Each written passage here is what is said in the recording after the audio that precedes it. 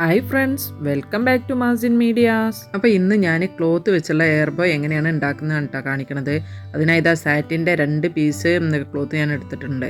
ഈ വലിയ പീസ് ഒരു 4 ഇഞ്ച് വീതിയും 14 ഇഞ്ച് ലെങ്ത്തിലാണ് എടുത്തിട്ടുള്ളത്.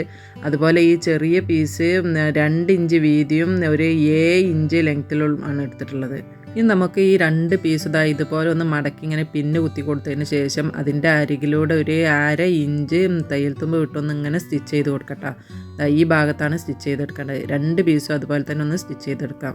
അങ്ങനെ ഇപ്പോൾ ആ 2 പീസും ഞാനിതാ സ്റ്റിച്ച് ചെയ്തെടുത്തിട്ടുണ്ട് കേട്ടോ. ഇതൊരു 1 വയസ്സായ കുട്ടികളുടെ അളവാണ് കേട്ടോ ഞാൻ കാണിക്കണത്. ഇനി നമുക്ക് ഈ പീസിൻ്റെ ഈ ഒരു അറ്റത്ത് ഇതുപോലെ ഒരു പിന്ന് കുത്തി കൊടുത്തത് ഉള്ളിൽ കൂടി ഇങ്ങനെ കടത്തി കൊടുത്ത് ഇങ്ങനെ ഒന്ന് മറിച്ചെടുക്കട്ടോ. ഇങ്ങനെ മറിച്ചെടുക്കുമ്പോൾ അത് പെട്ടെന്ന് മറിഞ്ഞ് കിട്ടുന്നുണ്ടല്ലേ. അതുപോലെ ഈ 2 പീസും ഒന്ന് മറിച്ചെടുക്കാം. ഇത് ഉണ്ടാക്കിയെടുക്കാൻ വളരെ എളുപ്പമാണ്, എന്നാൽ ഇത് ഇട്ട് കഴിയുമ്പോൾ കാണാൻ നല്ല ഭംഗിയാണ്.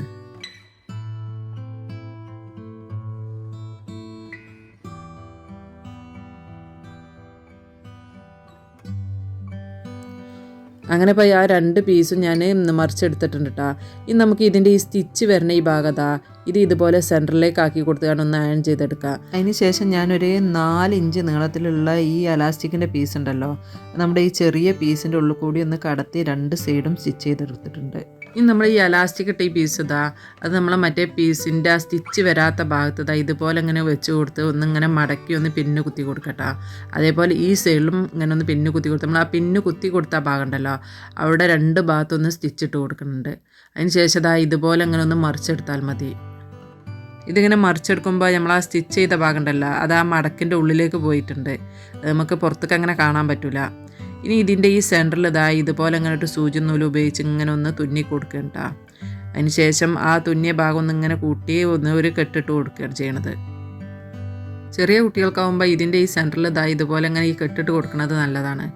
മറ്റേത് അതിങ്ങനെ ഒന്ന് തലയിൽ പരന്ന് നിൽക്കുമ്പോൾ കാണാൻ അത്ര ഭംഗി ഉണ്ടാവില്ല. ഇതുപോലെ ഇങ്ങനെ കെട്ടിട്ട് കൊടുത്തതിന് ശേഷം അതിൻ്റെ മുകളിൽ വല്ല ഫ്ലവറോ അതല്ലെങ്കിൽ ബോ വെച്ച് കൊടുത്താൽ നല്ല ഭംഗി ഉണ്ടാവും കാണാൻ. ഞാനിതിൻ്റെ ഫ്രോക്ക് ചെയ്തെടുത്തപ്പോൾ ബാലൻസ് വന്ന പീസ് വെച്ചൊരു ചെറിയ ഫ്ലവർ ഉണ്ടാക്കിയെടുത്തിട്ടുണ്ട്. അത് ഇതിൻ്റെ ഈ സെൻറ്ററിൽ വെച്ചുകൊണ്ട് ഒന്ന് തുന്നി കൊടുക്കുകയാണ്. ഇതിങ്ങനെ തുന്നി കൊടുക്കണം എന്നില്ല കേട്ടോ, ഗ്ലൂ ഗണ്ണ് വെച്ചൊന്ന് ഒട്ടിച്ച് കൊടുത്താലും മതി. അങ്ങനെ ഇപ്പോൾ നമ്മളെ എയർബൻഡിലുള്ള ഫ്ലവറൊക്കെ തുന്നി നല്ല ഭംഗിയാക്കി എടുത്തിട്ടുണ്ട് കേട്ടോ. കണ്ടില്ലേ, അങ്ങനെ ഈ ഫ്ലവറൊക്കെ വെച്ചപ്പോൾ കാണാൻ തന്നെ നല്ല ഭംഗിയുണ്ട്. ഒരു യെല്ലോ റെഡ് കോമ്പിനേഷനിലുള്ള ഫ്രോക്കിലേക്കാണ് കേട്ടോ ഞാനിത് ചെയ്തെടുത്തിട്ടുള്ളത്. അതാണ് ഇതിൻ്റെ ഫ്ലവർ യെല്ലോയും റെഡും വെച്ച് ചെയ്തിട്ടുള്ളത്. ഇനി ഞാൻ ഇതിൻ്റെ സെൻറ്ററിൽ വെക്കാനായിട്ട് 4 ചെറിയ സ്റ്റോൺ എടുത്തിട്ടുണ്ട് കേട്ടോ. അതുകൂടി ഇതിൻ്റെ സെൻറ്ററിലൊന്ന് വെച്ച് ഒട്ടിച്ച് കൊടുക്കുകയാണ്. ഇതിൻ്റെ സെൻറ്ററിൽ ആ സ്റ്റോൺ കൂടി വന്നപ്പോൾ കണ്ടില്ലേ, ഇതിന് ഒരു പ്രത്യേക ഭംഗി കിട്ടിയിട്ടുണ്ട്. നമ്മൾ നേരത്തേക്കാട്ടി ഒന്നുകൂടി ഒരു ലുക്കായിട്ടുണ്ട്. അപ്പോൾ ഇനി എന്നും പറയുന്ന പോലെ നമ്മുടെ വീഡിയോ ഇഷ്ടപ്പെട്ടിട്ടുണ്ടെങ്കിൽ ലൈക്ക് ചെയ്യാനും ഷെയർ ചെയ്യാനും സബ്സ്ക്രൈബ് ചെയ്യാനൊന്നും മറക്കല്ലേട്ടാ.